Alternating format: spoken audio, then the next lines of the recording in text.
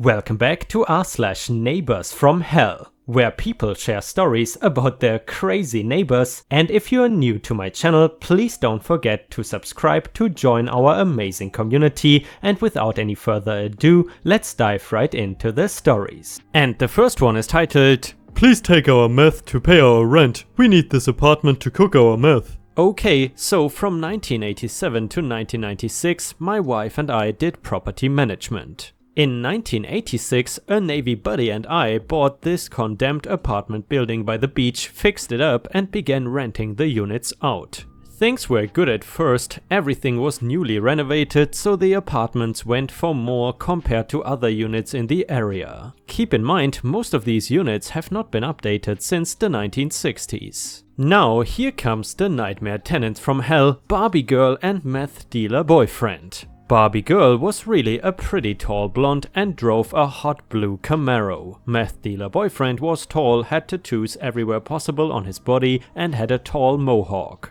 Barbie girl was just raving about the apartment and how she liked it because it was close to the beach. We look over things, she pays me 5 months rent and she moves all of her designer pink furniture in the unit. She was a good tenant at first, but then she called for me to make all kinds of upgrades to her apartment. In one case she wanted me to buy her a microwave, which was super expensive at the time. Her reasoning was, "The other apartment building throw in something when you put that much rent down, so I should get something more." 4 weeks pass, she kept calling for this and other things. I kept telling her no. She thought my no meant yes because she kept getting angry over stuff. I told her that I wasn't going to give her. She then filed a civil suit against me in court for the condition of her apartment. Her attorney took pictures and it was trashed. She said, "He wants me to be homeless. Look at the condition of this place." I then show pictures of the unit before she gained possession of it and the contracting permit that shows that it was recently renovated. The judge ruled in my favor and the case is dismissed. 2 months of this and I've had enough, so I served them eviction papers when their lease is up for their Barbie girl, and now her boyfriend became an increasing problem. The boyfriend moves in and there's not much I can do about it because their rent is paid for another 3 months. The boyfriend tries to better things with me, but I am very dismissive. A month in, I get complaints of chemical smelling odors from the apartment and from the level that they were on. I went to investigate but smell or see nothing. No more complaints, so I continue for another 2 months disregarding it. Mid-July, I am just waiting for August so I can kick them out. At this point I have not seen Barbie girl in months, but her Camaro is still parked out front, so I think that she's in the unit living it up with her boyfriend. I again get complaints from several tenants about a chemical odor smell. A guy that was a mechanic said it smelled like batteries, which I agreed it did. I go over, knock on the door and they don't let me in. I figure they are going to be gone so I can fix the problem later. Well, boyfriend moves his 70-year-old mom into the apartment close before the eviction date. Now in California, eviction can be delayed if a resident is over 65. He played the game so he can get another month for free. Mid-August, the smell is so bad, the tenants are complaining non-stop. I really need to get them out, so I hire a lawyer. He goes over the lease agreement and sees that the boyfriend is not on the lease, only Barbie girl is, and looking through this further, we find that there is a missing persons report for Barbie girl. So we do the logical thing, go to the LAPD, file a report for trespassing, and I give them the information that I haven't seen Barbie girl in months. They go in with a search warrant and Jesus Christ, the place looked like it survived an atomic bomb. The pink furniture that Barbie girl had was brown with yellow stains on it, the paint had faded and the wallpaper was peeling from the walls. Barbie girl became a withered skinny mess, her hair had white patches in it and her skin looked horrid.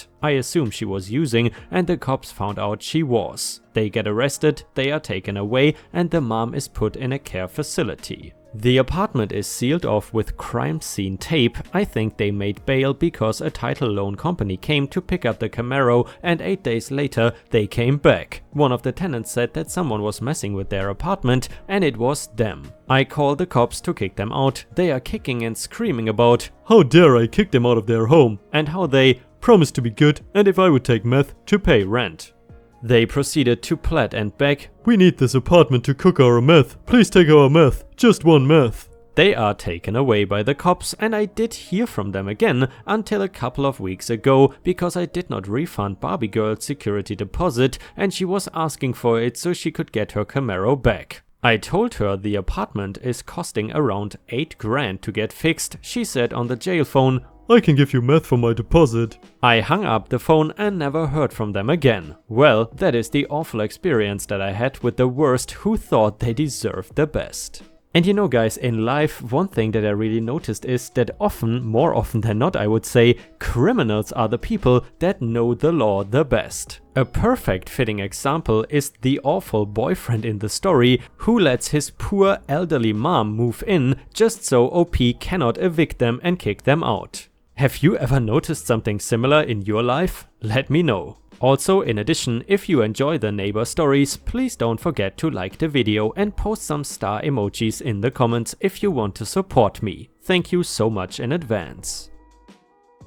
And the next one is titled, My driveway does not belong to you. About 3 months ago, we had some new neighbors move in and they started a daycare out of their home. The kids really haven't been as much of an issue as I was expecting, aside from some occasional noise. The parents on the other hand, oh god, the parents. It started with this one dude, let's call him Jim. Jim liked to park in our driveway, not really an issue at first, he was usually only there for a few minutes and my housemate works in the mornings so his car is not there. However, housemate switched to evening shifts about a month in and his beat up Crown Vic proudly took up his half of the driveway. Jim did not like this, no he did not. There was a Crown Vic in his parking spot, so he honked and he honked, made lots of noise, much to the shame of his 2 young boys. Now, me, not being insane, went outside to go see who was honking out front of our house at 8 AM. Cue this exchange. Jim, You're in my spot. Me? This is my driveway? You can park in the street if you need to drop off your kids. Don't tell me what to do. Move your car. You're in my spot. Me, alright, hold on, my keys are inside. At this point, I went inside and told my housemate what was going on, since he had blearily stumbled out into the living room in naught but his tartan pants to see what all the ruckus was about. About a minute went by and Jim, the patient and considerate soul he was, began honking again. Housemate and I decided to ignore him and make oatmeal. After a while the honking stopped and we assumed that was that. Oh, how wrong we were. 2 days go by with no sign of Jim. Our neighbors brought us an apology pie, which was delicious. They had apparently told him not to park in our driveway when he had started doing it, but he told them we said it was fine. We had never talked to him before the first incident. Day 3, I am again awoken by the delightful noise of honking. I look outside, it is Jim. My neighbors come outside and start talking to him. He is still honking. The kids see what is about to happen. Exit stage left. I come outside along with housemate who is again in only tartan pants. Jim, You need to get out of my spot. Housemate, nope, not today crazy. Jim keeps on honking. Housemate, I'm gonna call the cops OP. Me, tell them to bring a straight jacket and a fancy padded van and maybe a tow truck. Jim, Your pants make you look like an F-wit. Housemate, only when I'm sucking D. At this point Jim had at least stopped honking. You would think he was trying to seduce a goose. He flipped us off and drove away, which was hysterical since we live in a cul-de-sac and he had to do an awkward 3-point turn before leaving. The police sent a squad car and we gave them what information we had, and they also talked to the neighbors as well as doing a wellness check on Jim's kids, who mostly just seemed embarrassed. They offered to send someone out the next morning and we agreed since we were tired of the noise. Side note, the officer said my housemate's pants were pretty sweet. The next day Jim showed up in his ugly sedan. He sat in his car and the honking began again. But this time, what joy, justice prevailed. Jim got arrested and now has to pay bail. Turns out he had a warrant out for his arrest for something else. I heard he assaulted a cashier or something, but I'm not sure how true that is. Mom picked the kids up from daycare and she did not demand to park in our driveway. We have not seen them since. I know he is out of jail since the cops told us to call them if he shows up and does his goose impression again, but so far no sign of him. And the next one is the title story and it is titled Taking Down Queen Karen, President of the HOA. Okay, this happened years ago, 1985 to be exact. I was 45 when this happened, I am 81 now. So after my second retirement I started doing property management. I bought this 2,500 square foot luxury home in with the sole intention of renting it out. Now I didn't know how bad the HOA was, but when I became the owner I soon found out. This all took place in 2 years' time. Karen would literally have a problem with everyone in the neighborhood. Trash cans left out? Fined. Loud music after 10 PM? Fined. Yard sale without permission? Fine. Removing dead plants and replanting without approval? You get fined. It went on and on like this. Now the community could run for the HOA board, but the HOA board chose the president. 6 out of the 10 members on the board liked Karen, so she always kept her job. Her husband was in the medical field, so he made a lot of money. It got to a point too where she was called Queen Karen in the neighborhood and her dishing out HOA fines. Now I used to go in person to collect the rent because the people that rented my house were good friends of mine. I did this for months. So I would park my car by the front of the garage. I and my friends were having some music on, but it was not that loud. Queen Karen came over driving her golf cart and said, "Queen Karen." Excuse me? Me, yeah? Queen Karen. You have to turn that music down, it's too loud. I told her that it was 8 PM and that music that is even loud can be played until 10. She was not having it and demanded that I do so. Now my friends and I kept the music going and we were enjoying ourselves. She proceeded to get angry and fined me. Now most people will just take the abuse and pay the fine, but not me. I went to the HOA board, contested the fine and won. From that point on, Queen Karen made it her personal mission to destroy me. She would complain and fuss about every little thing. I fought what I could, but I did end up paying for some of it. She also went after my tenants, which made things worse for me. I had a sit down with my friend one night to discuss the problem. When I parked my car, Queen Karen came over in her robe and said I have to park somewhere else. I did because I didn't want to start anything. We see her go back into her house and embrace a man that is not her husband. We were being noisy and we came to the conclusion that she was cheating on her husband. Spoiler alert, she was. My friends and I told Queen Karen's husband. I'm sure he did some investigation because 3 months later they divorced and he was moving his stuff out. Now gossip said that Queen Karen got nothing because she was the one that cheated and she didn't have a job, so she was not entitled to the money. From this point on, Queen Karen had a massive decline in the quality of life that she had. She sold her car and got a cheaper one, and she adopted different dressing habits.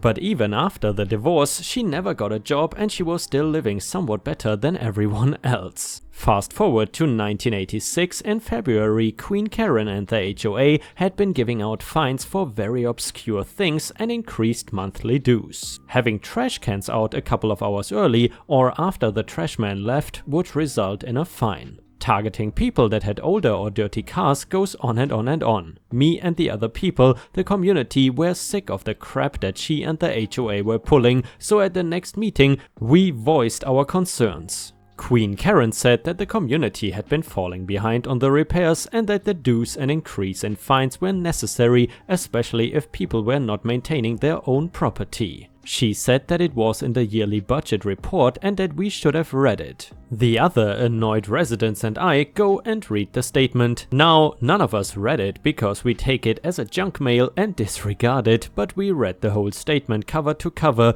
Queen had increased the HOA budget 15% and where that extra money was going remained unknown. We went over to her house the next day and demanded to know where the extra money was being spent, but she refused several times. She closed the door and went back to watching TV. We filing a joint lawsuit to find out where the money was going. In June, we found out. Cue the revenge. Queen Karen was living off HOA fines and dues. The increase is because she was running out of money. She still didn't have a job, so she embezzled from the HOA so she wouldn't have to get a job. She got busted. We called the police for her embezzling the money. She was charged with fraud and extortion. The neighbors and I filed a joint lawsuit against Karen to get reimbursement as well. Because she had no money, so she had to mortgage her house to pay us all. She later went to federal prison for 6 years with no parole because she went away. No one was paying on her house. The bank foreclosed on it and it was bought by someone else. So she got out in 1992 and she was homeless. Honestly, the majority of us didn't want to ruin her life like this. Had she toned down the excessive fines, we would have let her be, but she had to double down and steal from us because she didn't want to get a job like everyone else. Hoarder in my building died. She was infested with cockroaches. They are literally pouring out into the hall now. My building keeps telling me to file maintenance requests and has ignored most of my calls since November. I am being financially impacted now. As the title says, there is a cockroach problem in my building, but specifically on my floor. A woman 2 units down from me had dementia and recently died in her apartment. I knew something was wrong because I began to smell something in the hall. She had been in there 4 days. While she was alive, the building had tried to address the pest infestation in her apartment as it began spreading quite rapidly. Anytime they tried to spray, she refused to let them in, and I believe it is because she was mentally unwell. They served her an eviction notice, but she died before the 90 days, I think. She was always wearing the same thing and was dirty all the time. I called the LHIN, Local Health Integration Network, the city, and anytime I had someone lined up to help her, she would refuse to let them in, even though she would initially agree. She would speak to my wife but not me, but then forget everything she told my wife or that my wife said to her. We tried to help her, but she would forget who we were. It genuinely makes me quite sad. Anyway, she has died and they have been unable to locate any relatives. She literally had no one. Last night I came home and there were literally cockroaches covering her door and all over the hallway. Adults, babies and every other size. I called building management and they kept telling me to put in a maintenance request, that it has been their solution to every call we have placed. Better than that, they also keep telling me to get her to put one. In case you were not reading, she is dead. They have not even gone in to clean her apartment yet, and a few days after the mailman delivered something and left her mail slot ajar, making the whole hallway smell of death. They refuse to deal with this problem and I am very angry. My dog and cat have started eating roaches in our apartment and I have had to ask some friends to care for them temporarily. I pay a lot of money to live here and I am ready to threaten legal action as we have been financially inconvenienced and we have been deprived of the quiet enjoyment of our unit. I don't know what to do, I am at a loss and any advice would be appreciated.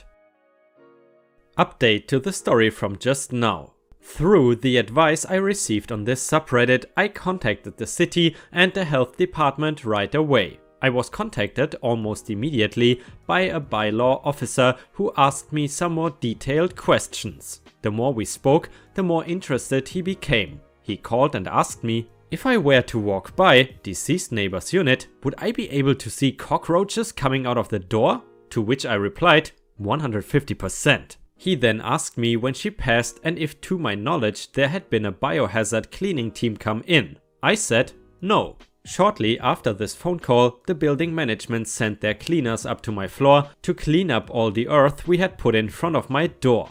I went out and asked them why. They told me they were instructed to because they don't want people panicking, etc. I told them they were to leave it there as I have called the city and they are on their way. They did not seem happy, as if the whole floor is not already in a panic anyway. Literally every door now has this earth in front of it now. I also made sure to let the bylaw officer know their solution so far has been to vacuum our floor multiple times a week with the same vacuum and then use the vacuum on other floors. I have learned now we are not the only floor with cockroaches now. This lack of care or concern about the cockroaches has just been pure negligence on their part. I explained to the bylaw officer that the building kept telling us they could not legally enter the apartment and do anything. According to Toronto health and bylaws, that is bullcrap. The situation is a public health hazard and therefore my building management could have taken action sooner, but for some reason chose not to.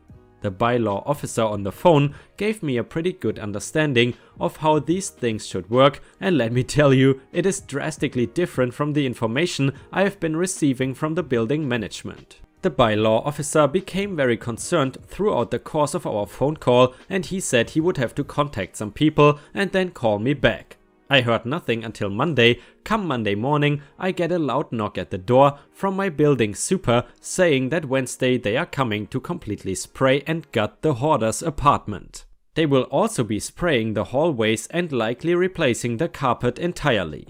The cockroaches are also under the wallpaper as well. The city has been here every day since, and suddenly we are getting all these visits from head office claiming they had no idea how bad things were. I don't believe them at all. We have all our evidence compiled to disprove building management claims that they did not know and will be handing it over. From what I understand from the bylaw officer, this is going to be quite a headache for building management. Now that the city and health department are involved, they must produce a lot of paperwork and comply with the orders given to them with hard deadlines. I have the personal contact information for the officer I spoke with, and he has been incredibly attentive and helpful. We went from submit a maintenance request to we are gutting the whole apartment and treating your unit immediately in literally 48 hours after months of fighting and stress. Thank you so much, Reddit. I could not have done it without your help. Guys, did you ever have any big issues with something like cockroaches in your apartment? Let us know in the comments. And guys, unfortunately, we have already reached the end of the video. I hope you enjoyed today's stories, and if you haven't already, please also go to patreon.com/ripeyoutube, where I upload exclusive Reddit videos starting at just $3 a month. This is a great way to support me in case you are interested, and the chance for me to become independent from YouTube revenue. Thank you so much for watching. Please don't forget to subscribe and like the video, and I hope to see you again tomorrow.